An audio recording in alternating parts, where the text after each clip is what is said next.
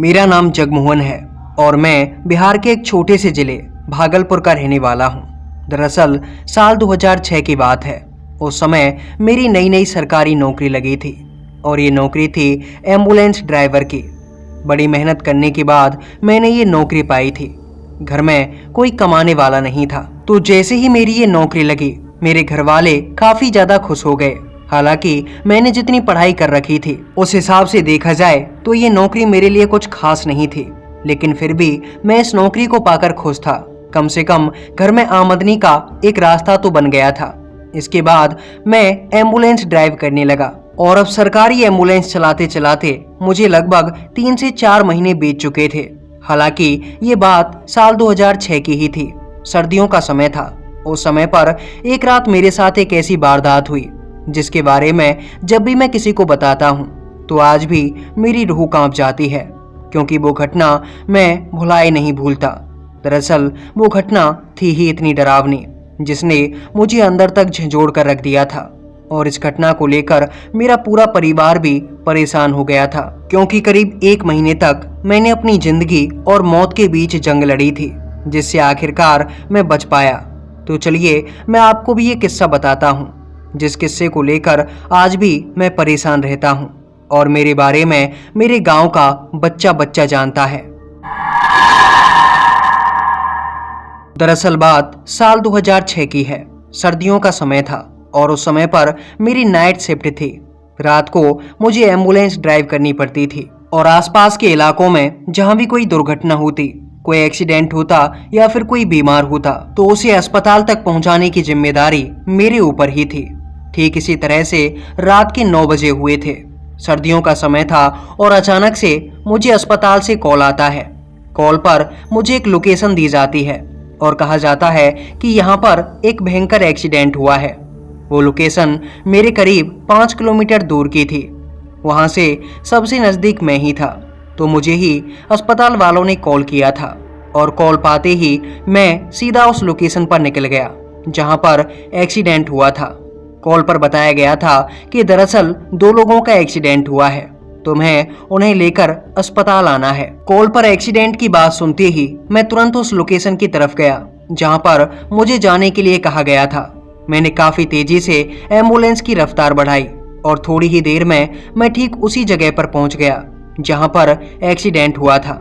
जब मैं वहां पहुंचा तो मैंने देखा कि दरअसल 2 युवक जो कि आपस में एक दूसरे से टकराए थे, दोनों ही बाइक सवार थे। उनकी बाइक पूरी तरह से टूटी हुई थी। एक की हालत काफी खराब लग रही थी। देखते ही पता चल रहा था कि इसका बच पाना जैसे नामुमकिन है, लेकिन दूसरा अभी तक ठीक ठाक हालत में था। उन दोनों के आसपास काफी सारे लोग खड़े हुए थे जिन्होंने उन्हें घेर रखा था।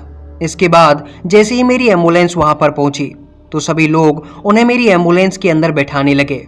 एम्बुलेंस में बैठाते ही मैंने भी एम्बुलेंस स्टार्ट की और इसके बाद मैं काफी तेजी से एम्बुलेंस को लेकर अस्पताल की तरफ आने लगा। लेकिन जब मैंने यही कोई 2 किलोमीटर का रास्ता तय किया होगा, उस समय पर मुझे अचानक से पीछे से चीखने की आवाजें आईं, जिनसे साफ साफ पता चल चुका था कि उन दोनों में से जिस लड़के की तबीयत ज्यादा खराब थी, शायद वो इस दुनिया में अब नहीं रहा। ये बात सुनकर मैंने और तेजी से अपनी एम्बुलेंस को बढ़ाया ताकि जो लोग एम्बुलेंस में पीछे की तरफ बैठे हुए हैं वो ज्यादा दुखी ना हो और उन्हें डर का सामना ना करना पड़े। साथ ही मुझे सबसे ज्यादा डर उस लड़के का था जो कि अभी भी चोटिल अवस्था में था। कहीं अपने साथ के लड़के को मरा हुआ देख वो ज्यादा डर ना जाए और डरने की वजह से कहीं उसे हार्ट अटैक ना आ जाए या फिर डरने की वजह से कहीं वो सदमे में ना चला जाए। इसीलिए मैंने एम्बुलेंस की स्पीड थोड़ी और बढ़ा दी। रात का समय था और उस समय यही करीब 9:45 के आसपास का टाइम हो गया होगा। मैं काफी तेजी से एम्बुलेंस को लेकर अस्पताल की तरफ आ ही रहा था। अभी हम अस्पताल से केवल यही कोई 1.5 से 2 किलोमीटर दूर थे कि तभी अचानक से मेरी एम्बुलेंस के सामने एक बूढ़ा आदमी आता है। मैंने अपनी एम्बुलेंस को रोकने की काफी कोशिश की, लेकिन मैं चाहकर भी अपनी एम्बुलेंस के ब्रेक टाइम पर नहीं लगा पाया और मेरी गाड़ी ने उस बूढ़े आदमी को उड़ा दिया। और ये टक्कर इतनी जोरदार थी कि टक्कर लगते ही मैं तुरंत ये समझ गया कि शायद जिस भी बूढ़े आदमी से ये एम्बुलेंस टकराई है उसका बच पाना तो नामुमकिन है। मैं अपनी एम्बुलेंस को रोककर वहीं पर उस बूढ़े आदमी को भी एम्बुलेंस के अंदर रखना चाहता था, लेकिन अंदर बैठे हुए लोगों ने मुझसे चिल्लाकर कहा कि हमारे मरीज मरने की हालत में है और तुम्हें यहाँ रुकने की पड़ी है। एक्सीडेंट हुआ है तो होने दो, पहले तुम हमें अस्पताल तक छोड़कर आओ, उसके बाद वापस से आकर इस बूढ़े आदमी को भी लेकर जाना। इसलिए मैंने उनकी बात को सुनकर अपनी एम्बुलेंस को स्टार्ट किया। एम्बुलेंस 2-3 झटके खाकर स्टार्ट हो गई और फिर थोड़ी ही देर में मैं उन्हें अस्पताल में छोड़कर आया। इसके बाद जब मैं अस्पताल से निकल रहा था तो मैंने अपने साथ के ही एक ड्राइवर से कहा कि दरअसल अभी अभी एक्सीडेंट हो गया है और मैंने एक बूढ़े आदमी को अपनी एम्बुलेंस से उड़ा दिया है, मुझे उसे भी अस्पताल लेकर आना है, पता नहीं वो अब तक जिंदा भी होगा या मर चुका होगा। मेरी ये बात सुनकर उस दूसरे ड्राइवर ने भी मुझसे कहा कि ठीक है, मैं भी तुम्हारे साथ चलता हूँ। और फिर वो दूसरा ड्राइवर भी मेरे साथ एम्बुलेंस में बैठ गया और फिर हम दोनों उस जगह पर गए जहाँ पर मैंने उस बूढ़े आदमी को टक्कर मारी थी। लेकिन जब मैं उस जगह पर पहुंचा तो मैंने देखा कि वो बूढ़ा आदमी वहां पर मरा पड़ा है, उसके शरीर से खून बही जा रहा था। सड़क पर चारों तरफ बस खून ही खून था। ऐसा लग रहा था कि जैसे इसकी मौत तुरंत ना हुई हो, बल्कि तड़प तड़प कर इसकी जान गई हो। उसे देखकर मैं और दूसरा ड्राइवर हम दोनों काफी बुरी तरह से डर गए। इसके बाद भी मैंने उसे उठाया और एम्बुलेंस में लेकर उसे अस्पताल की तरफ आना ही चाहता था, लेकिन तभी उस ड्राइवर ने कहा, भाई जगमोहन, तू पागल तो नहीं हो गया है? क्या कर रहा है? अगर ये बूढ़ा आदमी जिंदा होता तो इसे अस्पताल लेकर जाते, लेकिन ये मर चुका है। अगर अब इसको हॉस्पिटल लेकर गए तो फिर पूरा का पूरा ब्लेम तुम्हारे ऊपर ही आ जाएगा। और वैसे भी एक्सीडेंट तुम्हारी ही गाड़ी से हुआ है, कम से कम 7 साल की जेल होगी तुम्हें। अगर बचना है तो इसको यहीं पर रहने दो, और यहीं पर क्या, मैं तो कहता हूँ कि पास के जंगल में फेंक चलो। ना पुलिस को कोई लाश मिलेगी और ना ही तुम्हारे ऊपर कोई कार्रवाई होगी। उस दूसरे ड्राइवर की ये बात सुनकर मैं भी उसकी बातों में आ गया और फिर मैंने उससे कहा कि तुम बात तो ठीक कह रही हो, अगर मैं इस बूढ़े आदमी को यहीं पर छोड़कर जाता हूँ तो पूरा का पूरा ब्लेम मेरे ऊपर आ जाएगा और कम से कम 7 साल की जेल तो मुझे होगी ही। इसलिए मैंने और उस ड्राइवर ने उस लाश को उठाया और पास के ही जंगल में लेकर गए। वहां पर हमने एक गड्ढा देखकर उसे दफना दिया। लगभग रात के 2 बज चुके थे इस काम को करने में, और इसके बाद हम वापस से अपनी एम्बुलेंस में बैठे और जब वहां से चलने लगे तो अचानक से मुझे ऐसा लगा कि जैसे हमारी एम्बुलेंस की छत के ऊपर किसी ने उछल कूद करना शुरू कर दिया है। उस समय पर हम दोनों को काफी तेज तेज छत पर धमधम की आवाजें आ रही थीं। ऐसा लग रहा था कि मानो काफी सारे लोग हैं जो कि एम्बुलेंस की छत के ऊपर उछल रहे हैं। इसके बाद उस दूसरे ड्राइवर ने मुझसे कहा, अरे जगमोहन भाई, लगता है छत पर बंदर आ गए हैं और छत के ऊपर उछल कूद कर रहे हैं, जोर से ब्रेक लगाओ, नीचे आ जाएंगे। ड्राइवर की ये बात सुनकर मैंने जोर से ब्रेक लगाई, लेकिन इतनी जोर से ब्रेक लगाने के बाद भी गाड़ी के सामने कोई नहीं आया। अगर बंदर होते तो इतनी जोर से ब्रेक लगाने पर वो गाड़ी के सामने आ जाते, लेकिन ऐसा हुआ नहीं। इसके बाद मैंने गाड़ी से उतरकर देखा और जब मैंने गाड़ी से उतरकर छत की ओर देखा तो छत पर कोई भी नहीं था। लेकिन आखिर ऐसा कैसे हो सकता था? अभी तो छत से उछल कूद करने की आवाजें आ रही थीं। जब छत के ऊपर कोई नहीं दिखा तो मैंने उस ड्राइवर से कहा, अरे भाई, यहाँ तो कोई भी नहीं है, लेकिन ये आवाजें कहाँ से आ रही थीं? तब उस ड्राइवर ने मुझसे कहा, अरे जगमोहन भाई, पता नहीं यार, हो सकता है कि हमारा वहम होगा। तुम आ जाओ, जल्दी से एम्बुलेंस में बैठो, फौरन हॉस्पिटल पहुंचना है। ड्राइवर की ये बात सुनकर मैं तुरंत एम्बुलेंस के अंदर बैठ गया और मैंने एम्बुलेंस को स्टार्ट किया। लेकिन हैरानी की बात तो ये थी कि एम्बुलेंस स्टार्ट नहीं हो रही थी। बार बार वो जैसे झटके मार रही थी। मुझे लगा कि शायद पेट्रोल खत्म हो गया है, लेकिन जब हमने पेट्रोल की सुई को देखा तो वो तो पेट्रोल ठीक ठाक बता रही थी, यानी कि एम्बुलेंस के अंदर पेट्रोल भी था, लेकिन फिर भी एम्बुलेंस स्टार्ट नहीं हो रही थी। लेकिन जैसे तैसे करके काफ़ी देर के बाद एम्बुलेंस स्टार्ट भी हो गई। उस समय रात के करीब 2:45 का समय हो रहा था और फिर मैंने एम्बुलेंस स्टार्ट करते ही काफ़ी तेज़ी से गाड़ी को भगाकर हॉस्पिटल की तरफ जाना शुरू कर दिया। लेकिन अभी हम यही कोई 700 से 800 मीटर ही चले थे कि तभी अचानक से मुझे ऐसा लगा कि जैसे हमारी गाड़ी के सामने कोई आ गया है और उसे बचाने के चक्कर में मैंने एकदम से ब्रेक लगा दिए। लेकिन ब्रेक लगाते ही हमारी गाड़ी ने 3-4 पलटी मारी और हमारी गाड़ी का पूरी तरह से एक्सीडेंट हो गया। गाड़ी के अंदर मैं और वो ड्राइवर था। हम दोनों काफ़ी बुरी तरह से जख्मी हो गए और शायद हम दोनों बेहोश भी हो गए थे। थोड़ी देर के बाद जब मेरी आंखें खुलीं तो मैंने देखा कि मैं एम्बुलेंस में लटका पड़ा हूँ। मेरे दोनों पैर ड्राइविंग सीट में फंसे हुए थे और जब मैंने अपनी बगल में देखा तो मुझे दिखाई दिया कि जो ड्राइवर कुछ समय पहले मेरे पास बैठा हुआ था वो भी एम्बुलेंस की सीट में अटका हुआ है। दरअसल उसके भी पैर बिल्कुल मेरी तरह ही फंसे हुए थे और उसका शरीर भी खून से लथपथ था। वो लगातार मेरी तरफ देख रहा था। इसके बाद उसने निकलने की हिम्मत की और वो अपने शरीर को झटपटाने लगा। थोड़ी देर बाद ही उसने जैसे तैसे करके अपने पैर एम्बुलेंस की सीट से बाहर निकाल लिए और फिर जैसे तैसे करके वो एम्बुलेंस की खिड़की से बाहर निकल गया।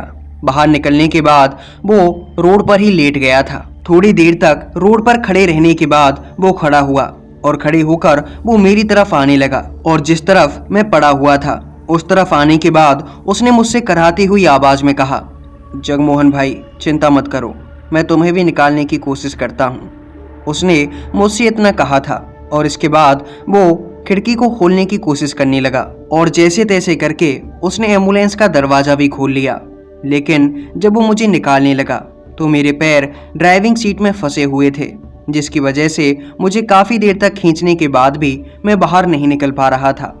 मैंने उसे कराहती हुई आवाज़ में कहा कि ऐसे मैं बाहर नहीं निकल पाऊंगा, तुम्हें आसपास के किसी आदमी को बुलाकर लाना होगा। इसके बाद उसने मुझसे कहा, अरे जगमोहन भाई, लेकिन हम किसी और को लेकर आए तो फिर से हम केस में फंस जाएंगे और एक बूढ़े आदमी को मारने के जुर्म में पुलिस हमें अंदर कर देगी। इससे अच्छा तो यही है कि मैं तुम्हें निकालने की कोशिश करता हूँ। इसके बाद वो मुझे निकालने लगा। धीरे धीरे करके वो मुझे खींचे जा रहा था और जैसे तैसे करके मेरा एक पैर ड्राइविंग सीट से बाहर भी आ गया। अभी बस मेरा एक पैर और ड्राइविंग सीट के अंदर फंसा हुआ था।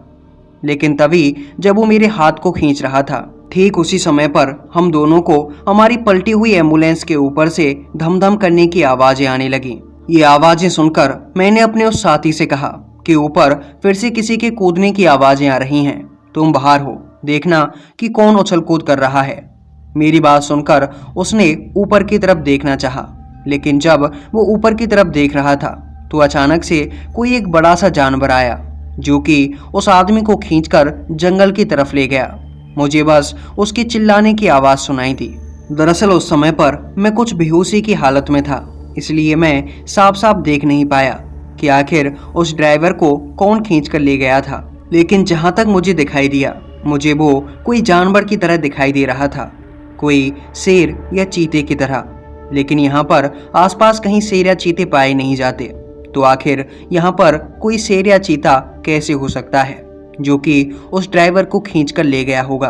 लेकिन उस समय पर जब मैंने उस ड्राइवर की ये आवाज़ें सुनी जो कि उसके तड़फने की और चीखने की आ रही थीं, तो उनको सुनकर मैं भी काफ़ी ज़्यादा डर गया और मुझे अभी तक ये भी पता नहीं था कि आखिर उसे खींचकर लेकर कौन गया है और क्या वो उसे मार तो नहीं डालेगा। ये बात सोच सोच कर मुझे डर लगने लगा और डर के मारे बेहोशी के चलते मैं फिर से बेहोश हो गया। और जब मुझे होश आया उस समय पर मैं अस्पताल में था।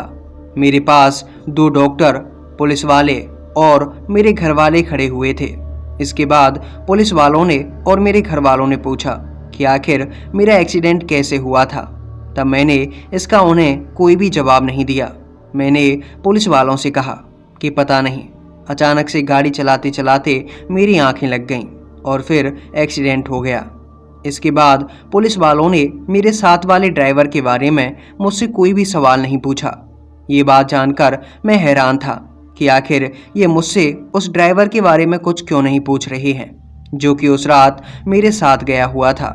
थोड़ी देर तक मुझसे पूछताछ करने के बाद पुलिस वालों ने मेरा स्टेटमेंट दर्ज किया, जिसमें मैंने बताया था कि आंख लग जाने की वजह से मेरा एक्सीडेंट हो गया और मुझे इसके बारे में कुछ भी पता नहीं कि आखिर मेरा एक्सीडेंट कहाँ हुआ था और मैं किस हालत में था।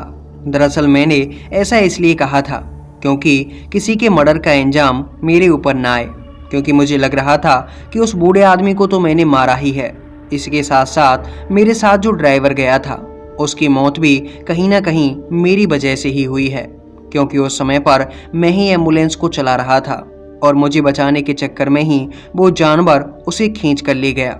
लेकिन हैरानी वाली बात तो ये थी कि किसी भी पुलिस वाले ने मुझसे कोई सवाल नहीं किया, ना तो किसी ने मुझसे उस ड्राइवर के बारे में पूछा और ना ही उस बूढ़े आदमी के बारे में जिसे मेरी गाड़ी ने टक्कर मारी थी। इसके बाद जब पुलिस वाले वहां से चले गए तो मुझे भी 2 से 4 दिनों के बाद हॉस्पिटल से डिस्चार्ज कर दिया गया और फिर मैं अपने घर वालों के साथ अपने घर पर आ गया। घर आने के बाद लगभग 2 दिन तक मेरे साथ कुछ भी ऐसा नहीं हुआ जिसकी वजह से मुझे थोड़ा भी डर लगे। मैं अपने आप को रिकवर कर रहा था, लेकिन तीसरी रात जब मैं अपने कमरे में लेटा हुआ था उस समय पर मुझे अपने घर की छत के ऊपर से धम-धम करने की आवाज़ें आने लगीं। ये आवाज़ें बिल्कुल वैसी ही थीं जैसी उस रात एम्बुलेंस की छत पर आ रही थीं।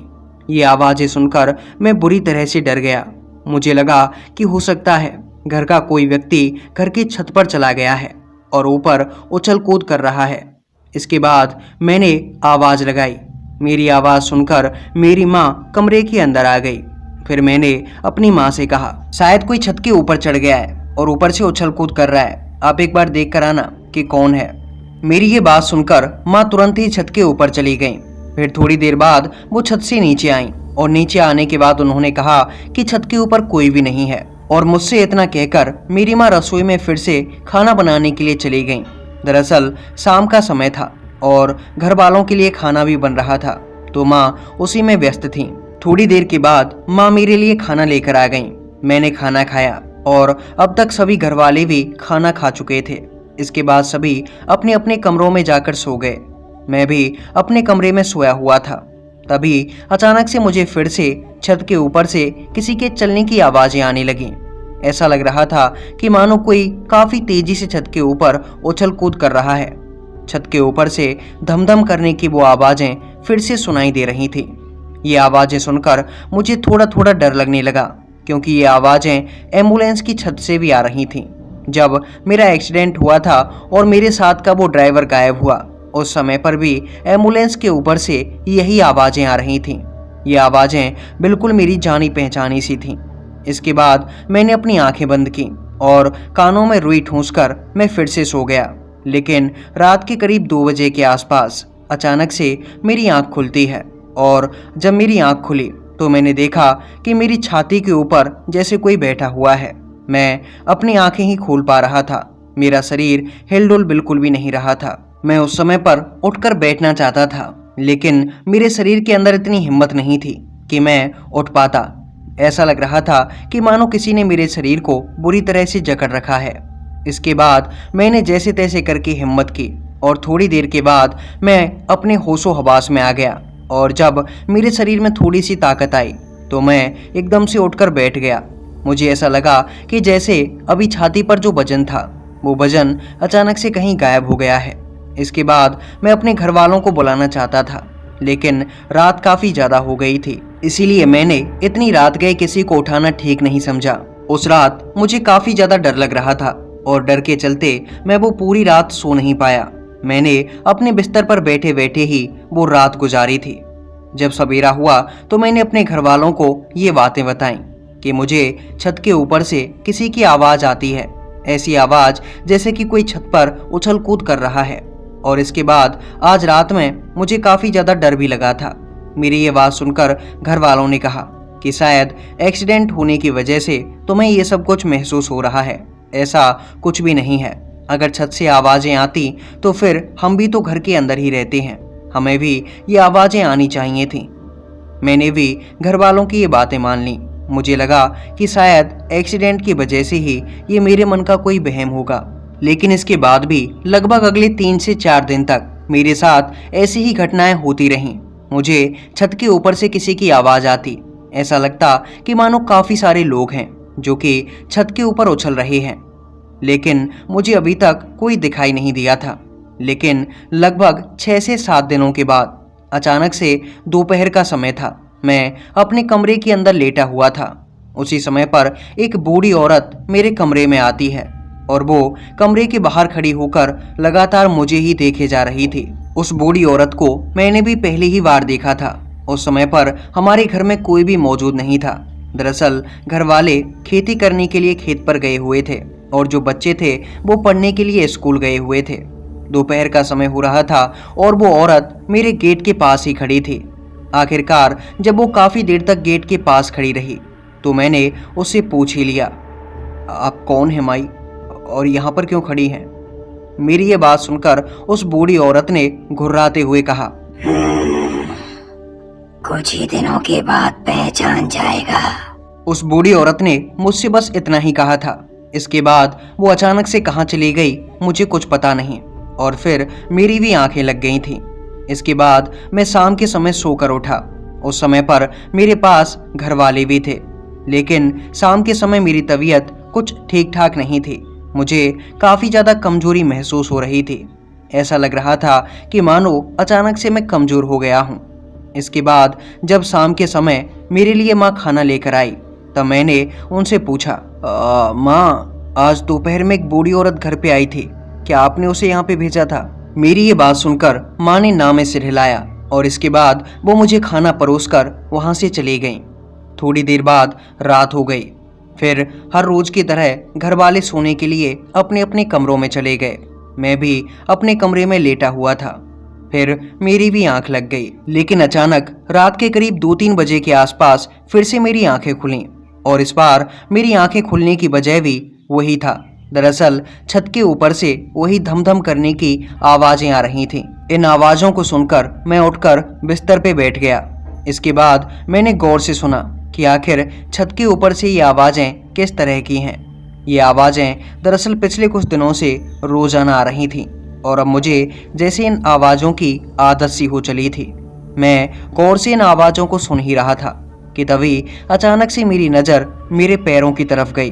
मैंने जब अपने पैरों की तरफ देखा तो दिखाई दिया कि मेरे बेड पर एक बूढ़ी औरत बैठी हुई है और वो लगातार टकटकी लगाकर मेरी तरफ ही देख रही थी।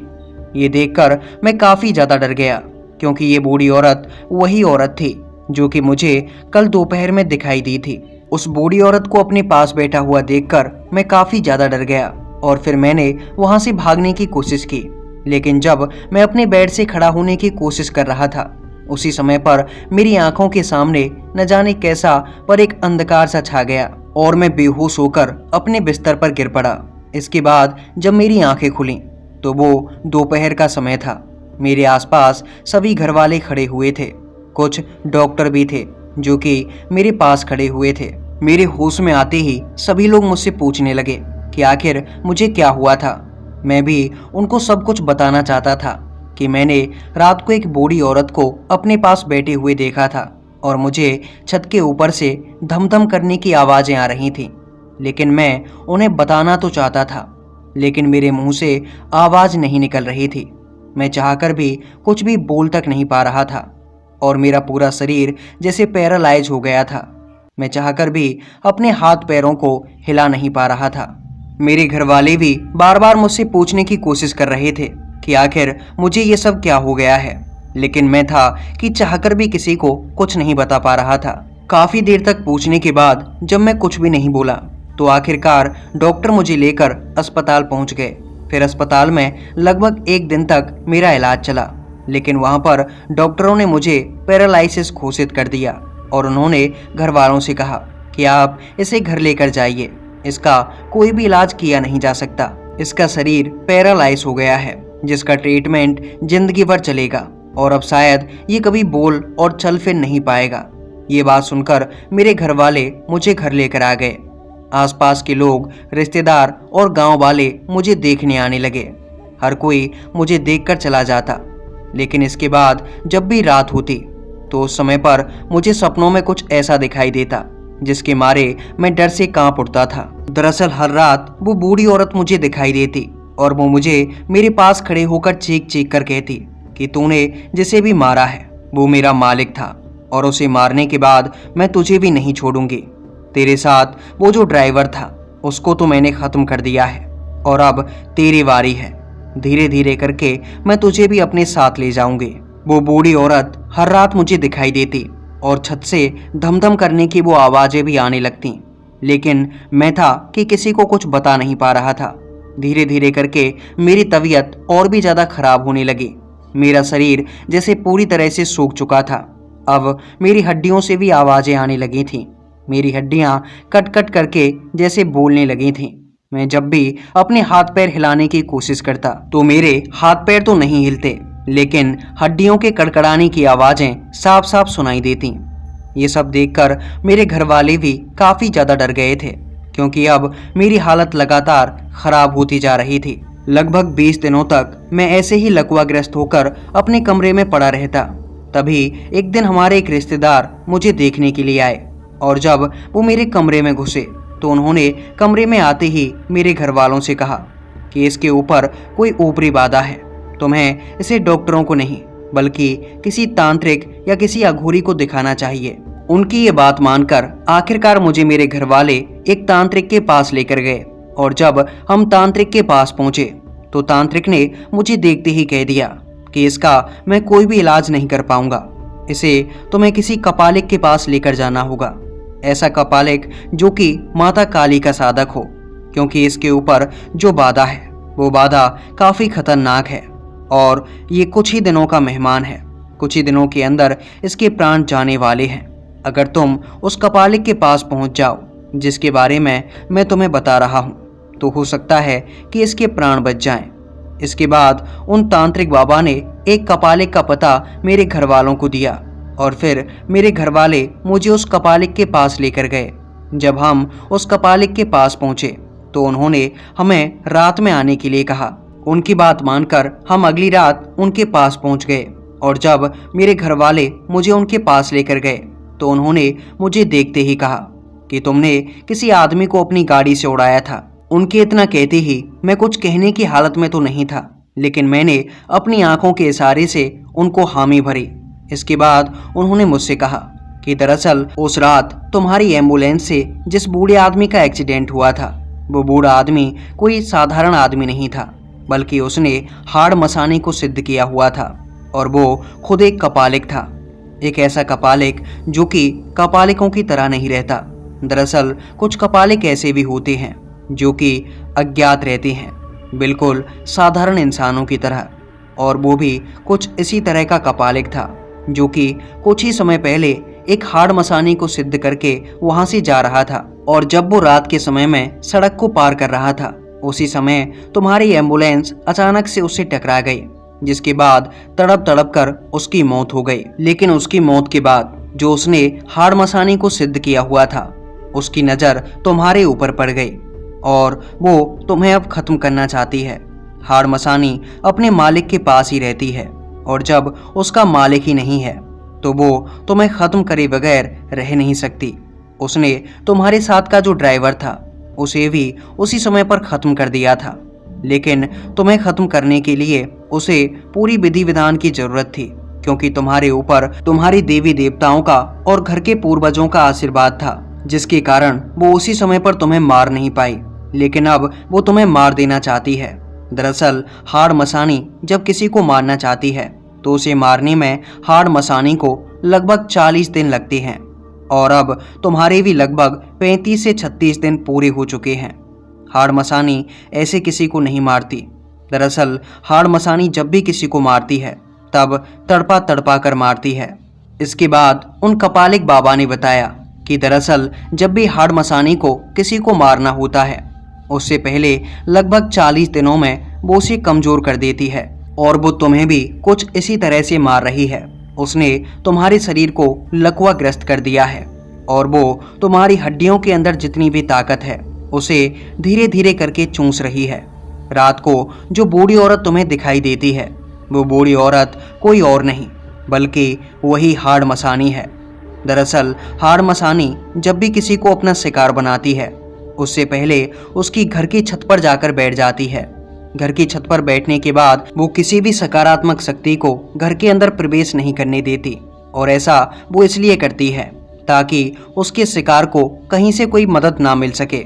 ये तो तुम्हारी किस्मत अच्छी थी कि जिस समय पर तुम्हारे वो रिश्तेदार तुम्हारे घर पर पहुंचे, उस समय पर तुम्हारे नक्षत्र काफी अच्छे चल रहे थे, जिसकी वजह से हाड़ मसानी अपना प्रभाव तुम्हारे ऊपर और तुम्हारे घर वालों के ऊपर दिखा नहीं पाई, और इसकी वजह से ही तुम मेरे पास तक पहुंच सके हो। वरना हाड़ मसानी के प्रभाव से बचना इतना भी आसान नहीं है।